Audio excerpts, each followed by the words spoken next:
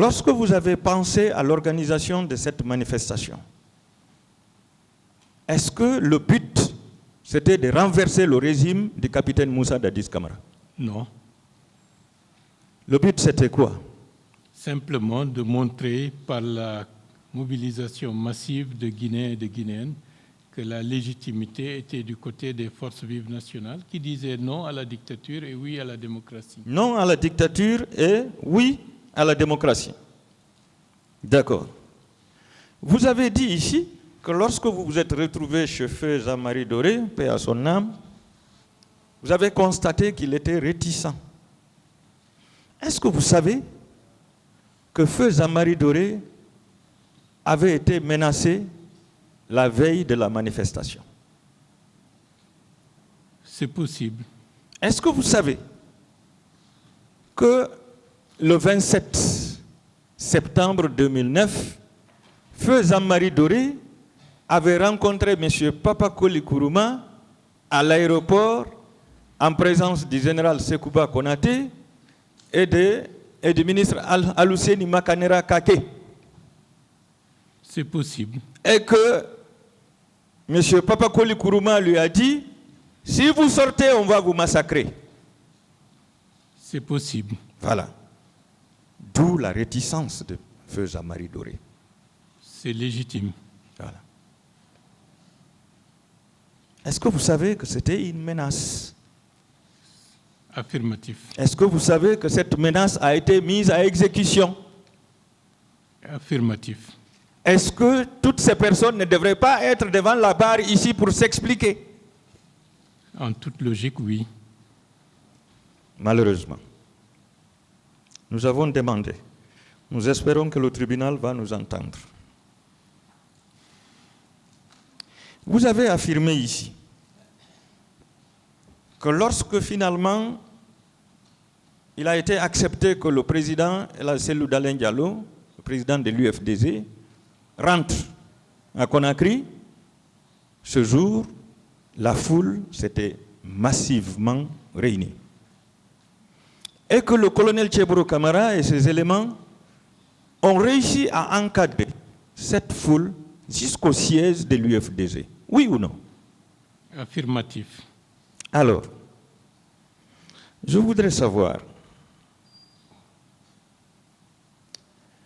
est-ce que cette foule qui avait accueilli le président Selou ressemblait à la foule qui était au stade? C'était analogue, la même. C'était pareil. Là où... Est-ce que vous pouvez continuer? On peut continuer. Allez-y, maître. Là où le colonel Tchéboro et ses éléments ont réussi à encadrer cette foule de l'aéroport jusqu'au siège de l'UFDG, donc jusqu'à la minière, est-ce que cela ne vous a pas fait comprendre que le 28 septembre, le même colonel Moussa Tchéboro Camara et ses éléments étaient en mesure d'encadrer cette manifestation pour empêcher toute forme de violence? C'est la raison pour laquelle nous avons considéré cet accueil comme un test qui s'est avéré positif. Merci. Je veux savoir, lorsque El Hadj Selou a été tabassé, évanoui, vous avez pu, avec un des militants, le sortir de la pelouse. Lorsque vous avez aperçu le colonel Moussa Tchéboro Camara, il venait tranquillement ou bien il courait comme quelqu'un qui était vraiment étonné, ébahi, estomaqué. Il venait en sauveur ou bien il venait comme quelqu'un qui était au courant de ce qui devrait se passer et qui était tranquille. Il est venu en marchant, mais je ne peux pas présumer s'il savait ce qui allait se faire. Est-ce qu'il venait tranquillement ou bien il courait? Il venait tranquillement. Il venait tranquillement. Voilà. Ça veut dire qu'il n'était pas étonné de ce qui s'est passé. Ensuite, c'est vous qui l'avez fait signe ou bien c'est lui qui est venu volontairement vers vous pour vous assister? Ce point est très important. Je lui ai fait signe et certainement, il m'a aperçu. D'accord. Donc, c'est vous qui avez fait signe. D'accord. Alors, arrivé à la clinique Ambroise Paré, vous avez dit que 2 militaires se sont présentés devant vous, dont l'un portait un t-shirt noir et l'autre était bien battu, c'est lui qui était derrière, qui portait 3 ceinturons, dont 2 ceinturons de balles et un autre qui contenait des grenades. Affirmatif. Affirmatif. Est-ce que vous savez que M. Sidia Touré a déclaré dans son PV d'audition qu'il s'agissait de Marcel Guilavogui? Je ne savais pas. On vous informe.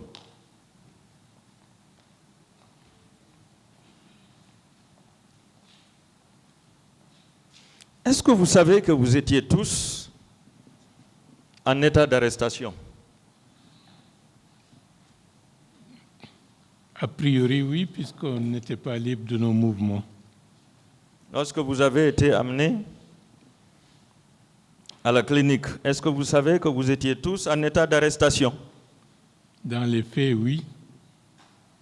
Alors, je vais vous lire, avec la permission du tribunal, l'une des pièces, qui est d'ailleurs la dernière, du rapport d'enquête nationale, de la commission d'enquête nationale, intitulé « Liste des commanditaires et des manifestants interpellés le 28 septembre 2009 par le service du maintien d'ordre de la gendarmerie. Sur cette liste de 34 personnes, je ne vais pas énumérer toutes ces 34 personnes, en tête de liste, M. Sellou Dalein Diallo, UFDZ, Zamari Doré, UPG, Sidia Touré, UFR, François Lounsenifal, FIDEC, Mouktar Diallo, NFD, Wouriba, UFDZ. 6 personnes. Vous savez que vous étiez en état d'arrestation? Ceci confirme cela. Qu'est-ce que vous aviez commis comme infraction pour mériter d'être arrêté? Un acte civique en conformité avec les règles de droit de notre pays. D'accord. Vous avez parlé d'un camion à l'intérieur du camp Almami Samori Touré lorsque vous étiez à l'infirmerie. Est-ce que vous vous souvenez si ce camion avait une bâche? Je ne pense pas, parce qu'un militaire s'est juché sur le pneu pour voir ce qu'il y avait à l'intérieur. D'accord. Mais bon, les souvenirs peuvent s'estomper et ne pas correspondre à la réalité. Est-ce que selon vous, ce massacre du 28 septembre n'avait pas pour but d'éteindre l'opposition pour ne plus qu'il y ait réclamation d'un quelconque droit? C'est possible. Vous avez déclaré ici que suite au massacre de 1992, lors d'une réunion de réconciliation, les représentants de l'armée avaient présenté des excuses publiques à la nation pour s'engager que de tels événements ne vont plus se reproduire. Le massacre du 22 janvier 2007. À 22 janvier 2007.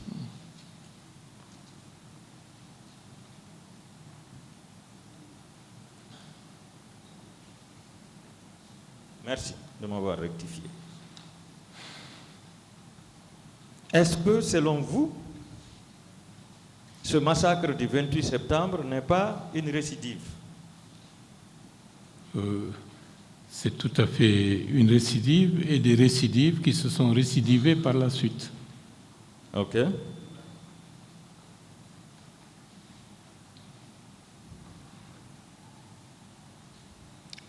Alors, s'il y a eu mort d'homme et viol au stade, est-ce que cela n'est pas dû à la négligence du pouvoir en place, notamment du service du maintien d'ordre? Je vais parler de la gendarmerie et de la police.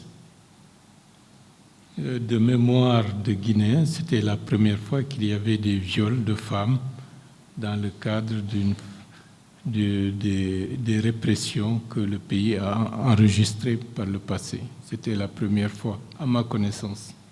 Est-ce que ce massacre n'a pas été organisé avec le soutien des membres du CNDD et des membres du gouvernement de l'époque? Les responsabilités politiques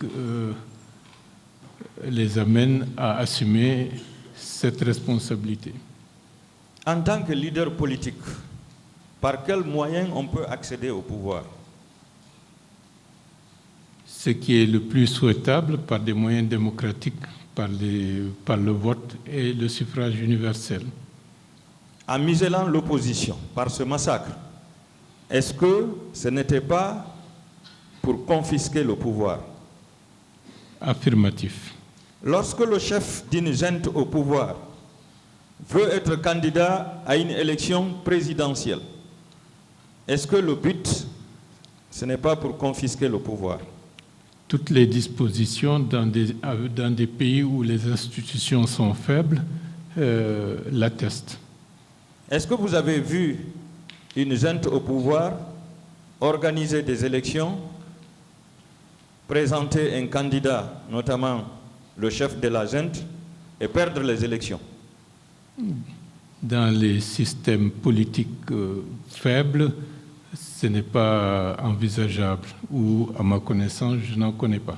Est-ce que vous savez que le capitaine Moussa Dadis Camara, lors des événements de janvier-février 2007, était présent au pont 8 novembre, parmi les bérets rouges? C'est lui-même qui l'a affirmé. C'est une information que je... Est-ce que vous vous souvenez de ce qui s'est passé ce jour au pont 8 novembre? C'était également une journée de barbarie, parce que arrosé à la mitraillette des jeunes gens qui défilaient tranquillement, c'était la première fois que la Guinée a pu voir en direct un massacre d'une si grande ampleur. Est-ce que vous savez qu'il en a fait un trophée? Le fait d'être au pont 8 novembre ce jour et de massacrer la population. Est-ce que cela veut dire que c'est une récidive de sa part? C'est possible. C'est possible. Hier, on vous a dit ici, de l'autre côté, que ce sont les leaders politiques même, à travers leurs manifestants même, qui se sont entretués. Alors j'ai vraiment baissé la tête. Je vous pose la question de savoir, en tant que leader politique qui cherche à accéder au pouvoir, est-ce que vous pouvez organiser le massacre de vos militants? Avec un esprit normal, c'est possible, mais avec un esprit tout à fait cynique, ce n'est pas à exclure. Ce n'est pas à exclure lorsqu'on a un esprit cynique. Mais est-ce que dans ce cadre, vous avez organisé le massacre de vos militants ou bien vous avez organisé une manifestation politique démocratique? On ne pouvait pas envisager de toucher à un seul cheveu des participants à la manifestation. Si vous le faisiez, qui allait voter pour vous? On aurait déjà trahi notre cause et on aurait trahi la confiance que les gens avaient fondée en nous. Ce serait suicidaire, oui ou non? Politiquement suicidaire et humainement inacceptable. Merci. Est-ce que vous savez que les religieux avaient fait une médiation entre le président Moussa Dadis Camara et vous-même pour empêcher qu'il n'envoie l'armée au stade? C'est possible. Est-ce que vous savez que c'est à cause de cela que Feu Jean-Marie Doré et M. Talibé Diallo étaient restés chez lui pour attendre les religieux? C'est affirmatif puisque c'est une décision que unanimement nous avions prise à ce moment-là pour leur permettre de rencontrer les religieux. Est-ce que vous savez que c'est l'échec de la négociation qui a amené le capitaine Dadis Camara à envoyer l'armée pour massacrer les manifestants? A priori, la manière dont le doyen Jean-Marie Doré s'est rendu au stade, a priori, pour lui, c'était qu'il était porteur d'un bon message. D'accord.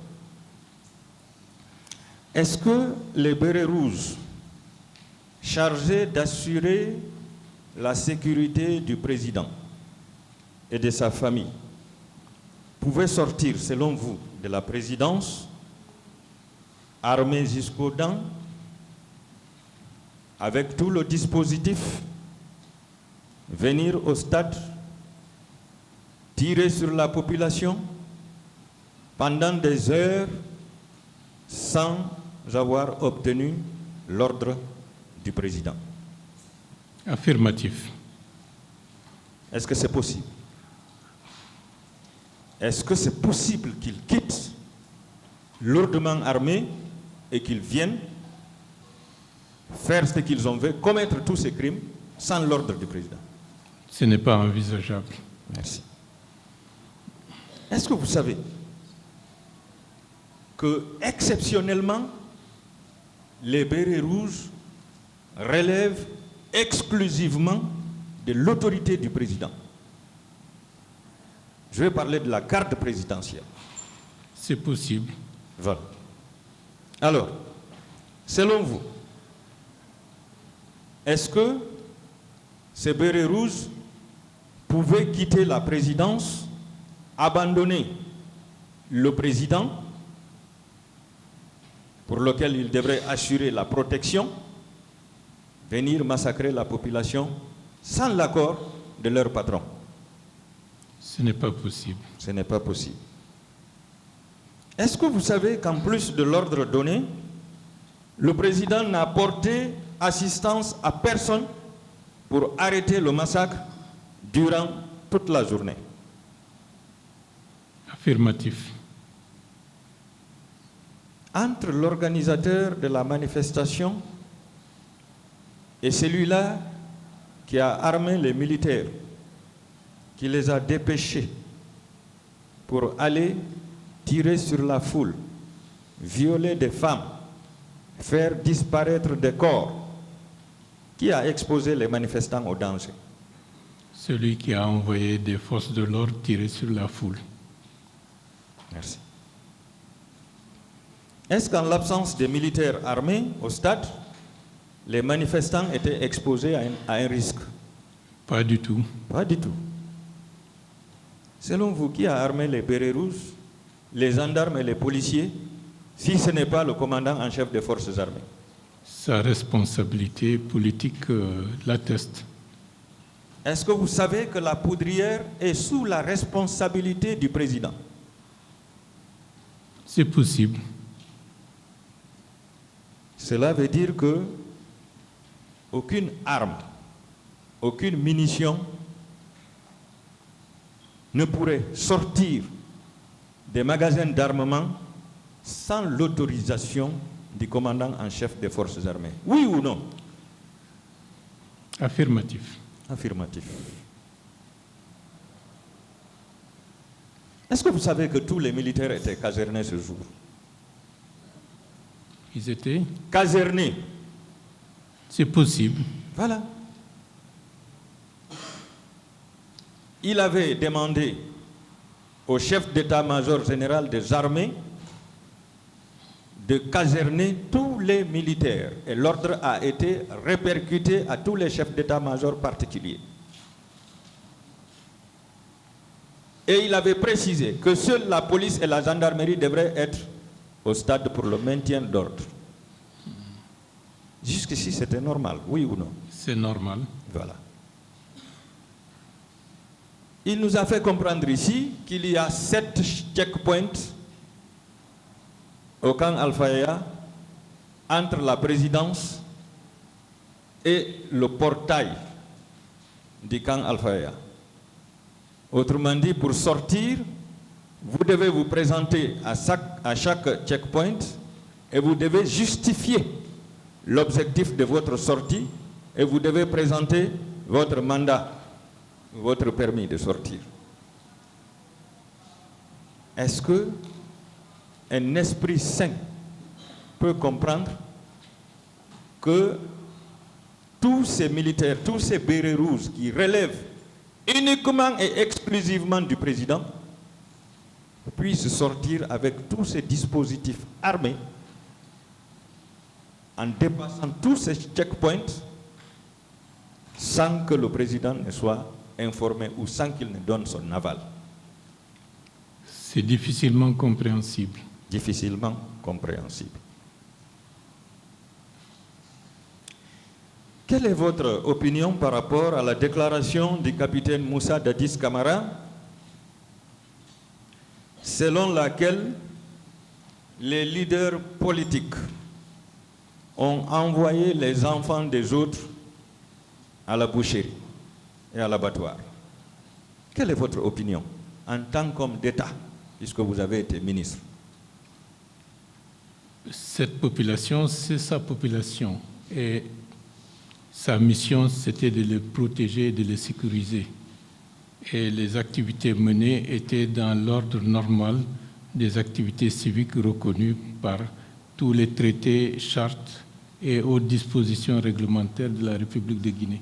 Donc, il n'était pas du tout dans une position de violation de contexte de la République de Guinée. Est-ce que cette réaction ne présage pas qu'il est l'organisateur, le commanditaire, le planificateur et comment dirais-je, de ce massacre du 28 septembre? C'est possible. C'est possible.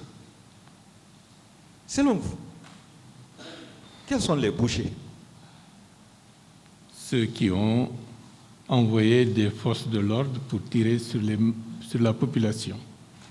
Ce sont eux les bouchers. Alors, depuis quand, selon vous, le stade du 28 septembre était devenu une boucherie? A priori, c'est un stade de réjouissance, de festivité et pas d'autre chose.